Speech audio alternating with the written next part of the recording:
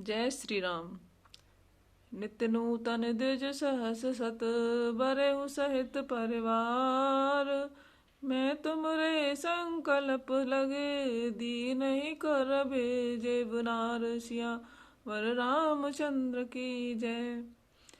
नित्य नए 1 लाख ब्राह्मणों को कुटुंब सहित निमंत्रित करना मैं तुम्हारे संकल्प के काल 1 वर्ष तक प्रतिदिन भोजन बना दिया करूंगा। एहि विधि भूप कष्ट अति थोरे हो यही सकल विप्र बस तोरे।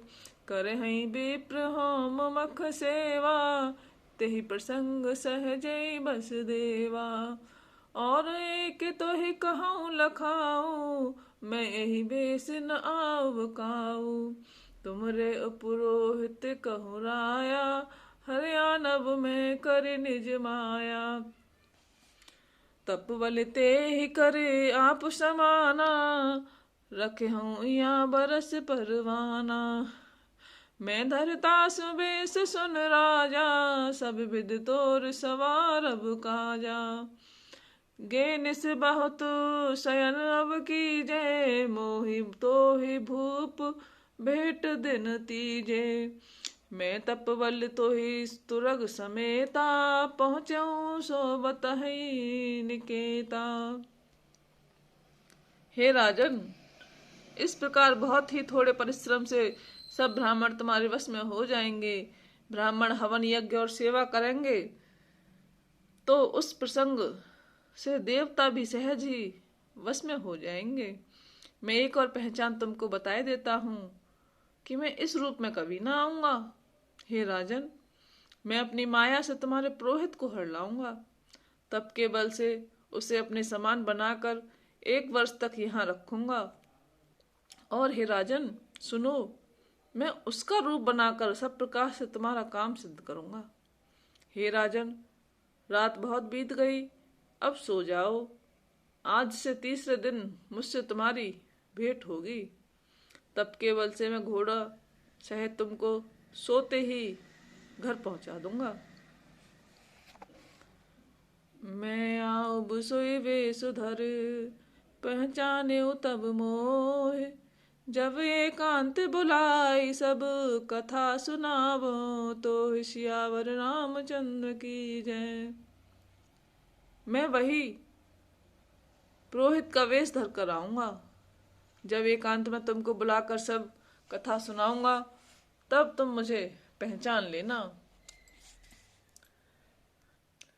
शयन की नृप आयुष्मानी आसन जाय बैठ छल ज्ञानी। श्रमत भूप निद्रा अति आई शोक में शोभ सोच अधिकाई। काल के तुनिस चरत आवा जेहि सुकर होय नृपै बुलावा। परम मित्र तापस नृप केरा जानै सो अति कपट घनेरा। तेहि के सत सुत अर 10 भाई खल अति अजय देव दुखदाई। प्रथम ही भूप समर सब मारे विप्र संत सुर देख दुखारे। तेहि खल पाछल बयरु सभारा तापस नृप मिल मंत्र विचारा। जेहि नृप छय सोई रचे न पाऊं भावी वस न जाने कछुराऊ। राजा ने आज्ञा मानकर शयन किया और वह कपट ज्ञानी आसन पर जा बैठा। राजा थका हुआ था इसीलिए गहरी नींद आ गई, पर वह कपटी कैसे सोता उसे तो बहुत चिंता हो रही थी। उसी समय वहां कालकेतु राक्षस आया जिसने सूअर बनकर राजा को भटकाया था।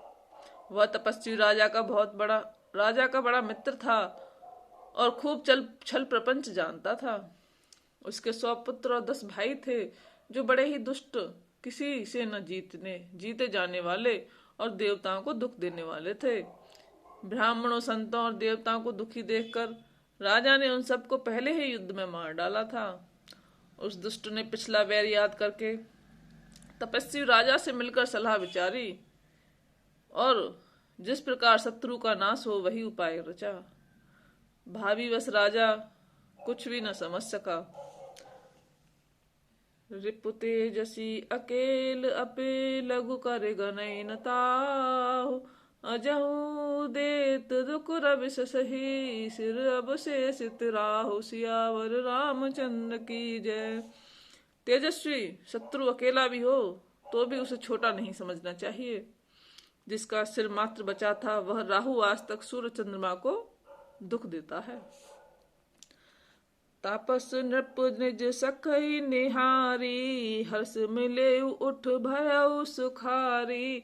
मित्र ही कहे सब कथा सुनाई जातु दान बोला सुख पाई। अब साधु रिपु सुनहु नरेसा जो तुम कीन मोर उपदेसा। पर हरि सोच रहूं तुम सोई बिनो सदबे आदि विधि कोई। अब कुल समेत रिप मूल बहाई चौथे दिवस मिलव में आई।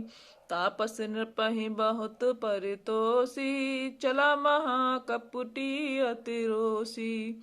भानु प्रताप ही बाज समेता पहुँचाए सिछन माझ निकेता। नृपहि नारी पहि शयन कराई हय ग्रह बांध से बाज बनाई। तपस्वी राजा अपने मित्र को देखकर प्रसन्न हो उठकर मिला और सुखी हुआ। उसने मित्र को सब कथा कह सुनाई। तब राक्षस आनंदित होकर बोला, हे राजन सुनो, जब तुमने मेरे कहने के अनुसार इतना काम कर लिया तो अब मैंने शत्रु को काबू में कर ही लिया समझो। अब चिंता त्याग सो जाओ। विधाता ने बिना ही दवा के रोग दूर कर दिया। कुल सहित शत्रु को जड़ मूल से उखाड़ बहाकर चौथे दिन मैं तुमसे आ मिलूंगा। तपस्वी राजा को खूब दिलासा देकर वह मायावी और अत्यंत क्रोधी राक्षस चला। उसने प्रताप भानु राजा को घोड़े सहित क्षण भर में घर पहुंचा दिया। राजा को रानी के पास सुलाकर घोड़े को अच्छी तरह से घुड़साल में बांध दिया। राजा के उपरोहित ही हर ले गयो बहोर। ले राखस गिर खोक महू माया कर मति भोर। सियावर रामचंद्र पत जय शरणम शंकर हरि ओम जय जय सिया राम जय जय हनुमान। मंगल भवनय मंगल हारी द्रबहुष दशरथ अजर बिहारी। दीन दयाल विरद सम्हारी हरहु नाथ मम संकट बारी। बोलो सियावर रामचंद्र की जय।